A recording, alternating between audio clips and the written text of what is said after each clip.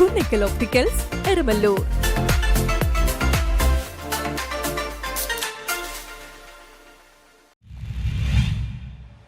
നവജീവൻ പ്രേക്ഷിത സംഘത്തിന്റെ നേതൃത്വത്തിൽ പഠനോപകരണങ്ങൾ വിതരണം ചെയ്തു. നവജീവൻ പ്രേക്ഷിത സംഘത്തിന്റെ നേതൃത്വത്തിൽ ഫോർട്ട് കൊച്ചിയിൽ കുട്ടികൾക്ക് പഠനോപകരണങ്ങൾ വിതരണം ചെയ്തു. നവജീവൻ പ്രേക്ഷിത സംഘം കുട്ടികൾക്ക് കൈത്താങ്ങായി 100-ൽ അധികം പേർക്കാണ് പഠനോപകരണങ്ങൾ നൽകിയത്. CPIM Kochi area committee secretary PS Rajan beach റോഡിലുള്ള ആൽഡ്രിൻ ആരോണിന് നൽകി ഉദ്ഘാടനം ചെയ്തു.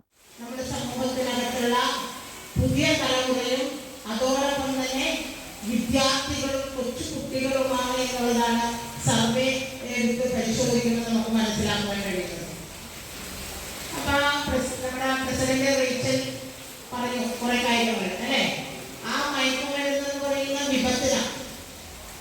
അതിനകത്ത് ജാതിയോ മതമോ ആണോ പെണ്ണോ എന്നുള്ള വ്യത്യാസമില്ലാതെ നമുക്ക് നമ്മുടെ സമൂഹത്തിന് കാർന്നു തിന്നുന്ന ഈ വിപത്തിനെ നമ്മുടെ രാജ്യത്ത് നിന്നും നമ്മുടെ സംസ്ഥാനത്ത് നിന്നും കെട്ടുകെട്ടിക്കേണ്ടതുണ്ട്.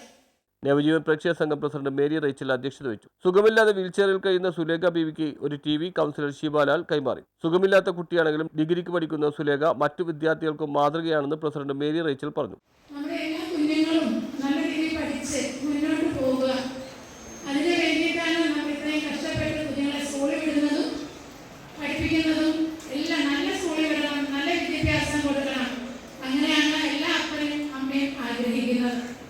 എങ്കിൽ നമ്മുടെ കുഞ്ഞുങ്ങൾ ഇന്ന് നമ്മൾ പോലും അറിയാതെ പല തരത്തിലുള്ള കൊച്ചിയിലും ആലപ്പുഴയിലും നവജീവൻ പ്രേക്ഷിത സംഘം നടത്തിക്കൊണ്ടിരിക്കുന്ന കാരുണ്യ പ്രവൃത്തികൾ വിലമതിക്കാനാവാത്തതാണെന്ന് PS രാജൻ പറഞ്ഞു.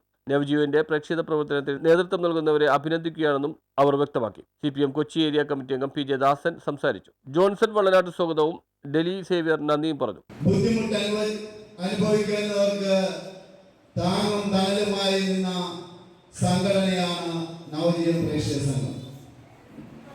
നമുക്കറിയാം, കൊറോണ കാലത്ത്